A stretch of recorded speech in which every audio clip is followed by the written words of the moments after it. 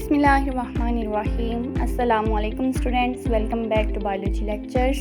आज हम 10th की बायोलॉजी का जो है टॉपिक डिस्कस करने जा रहे हैं। दरअसल हम डिस्कस कर रहे थे ह्यूमन डाइजेस्टिव सिस्टम के डिसऑर्डर्स, जिसमें से आज हम लोगों ने डिस्कस करना है जी कॉन्स्टिपेशन के बारे में। आज के लेक्चर में हम इसके काजेस, ट्रीटमेंट और इसके अलावा इसके प्रिवेंशन और सिम्टम्स की भी बात करेंगे। सो वीडियो को फुल वॉच कीजिएगा।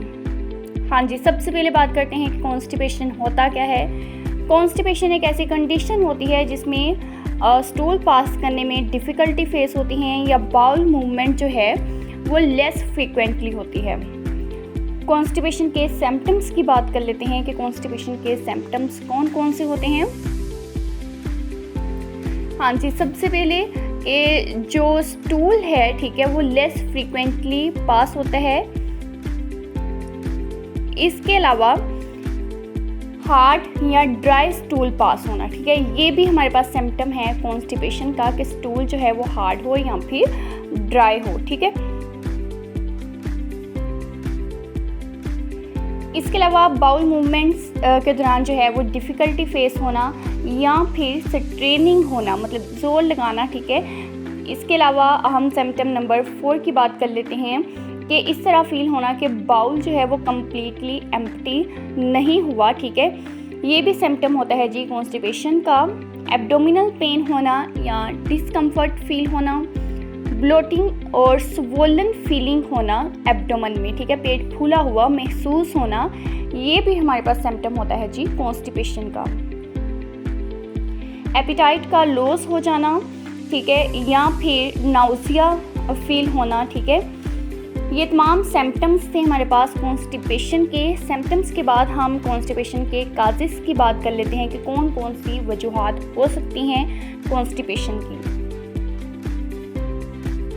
सबसे पहली मेन जो काज है वो है कि आप जो डाइट ले रहे हैं वो लो फाइबर डाइट है, ठीक है। तो लो फाइबर वाली डाइट जो है वो यूज़ करने से कॉन्स्टिपेशन हो सकती है, ठीक है। इसके अलावा वाटर जो है वो आप इनफ वाटर इस्तेमाल नहीं करते, ये भी हमारे पास कंडीशन होती है। फिज़िकल एक्टिविटी का लैक होना, ठीक है, कोई एक्सरसाइज नहीं होती, ठीक है, तो इससे भी कॉन्स्टिपेशन हो सकती है। और अगर स्टूल पास करने में अर्ज हो लेकिन आप उसको इग्नोर कर दें, ठीक है, तो ये भी हमारे पास काज हो सकती है कॉन्स्टिपेशन की। कुछ मेडिसिन्स जो हैं वो भी कॉन्स्टिपेशन का सबब बन सकती हैं, ठीक है। और प्रेगनेंसी के दौरान क्योंकि हार्मोनल चेंजेस होती हैं तो ये भी हमारे पास काज होता है जी कॉन्स्टिपेशन का। कुछ मेडिकल कंडीशंस हो सकती हैं, कुछ डिजीज़ जैसे कि डायबिटीज़ हो सकती है, थायराइड डिसऑर्डर्स हो सकते हैं, ये भी वजह बन सकते हैं। और स्ट्रेस और एंग्जाइटी जो है ये भी हमारे पास काज हो सकती है जी कॉन्स्टिपेशन की। तो काजेस के बाद हम बात कर लेते हैं जी कॉन्स्टिपेशन की ट्रीटमेंट की। सबसे पहले जो आप फूड ले रहे हैं उसमें फ़ाइबर ज़्यादा अमाउंट में होना चाहिए। ज़्यादा फ्रूट्स यूज़ करें, वेजिटेबल्स यूज़ करें और होल ग्रेन्स यूज़ करें। पानी ज़्यादा से ज़्यादा पिएं ताकि स्टूल जो है वो सॉफ्ट हो।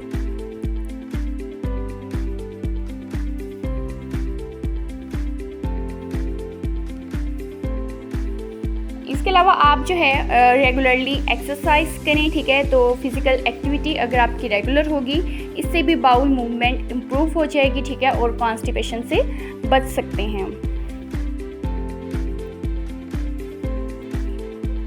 और अगर स्टूल पास करने की हालत महसूस हो तो आपने उसको इग्नोर नहीं करना, ठीक है।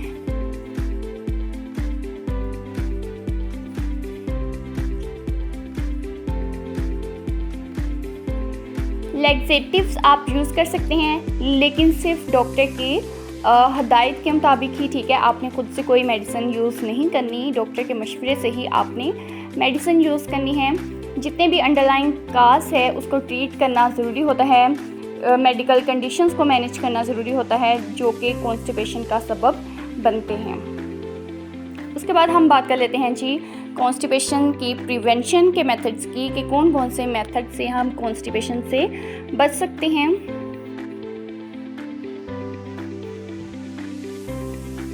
हाँ जी, इसमें सबसे पहले तो आपने हाई फाइबर डाइट यूज़ करनी है। आपने वाटर ज़्यादा से ज़्यादा यूज़ करना है, ठीक है। रेगुलरली आपने जो है अपनी एक्सरसाइज करनी है, फ़िज़िकल एक्टिविटी लाजमी होनी चाहिए। इसके अलावा स्टूल पास करने की अर्ज को इग्नोर नहीं करना। आपने रेगुलर अपनी टॉयलेट रूटीन रखनी है और जितनी भी प्रोसेस्ड और लो फाइबर फूड है वो आपने उसका इस्तेमाल कम करना है। तो स्टूडेंट, आज का लेक्चर यहाँ पर मुकम्मल होता है। उम्मीद करती हूँ आपको आज के लेक्चर की समझ आई होगी। वीडियो पसंद आए इसे लाइक कीजिएगा, चैनल को सब्सक्राइब करना मत भूलिएगा और कमेंट सेक्शन में अपनी राय लाजमी दीजिएगा। कल को इंशाल्लाह हम हाज़िर होंगे अपने नेक्स्ट लेक्चर के साथ।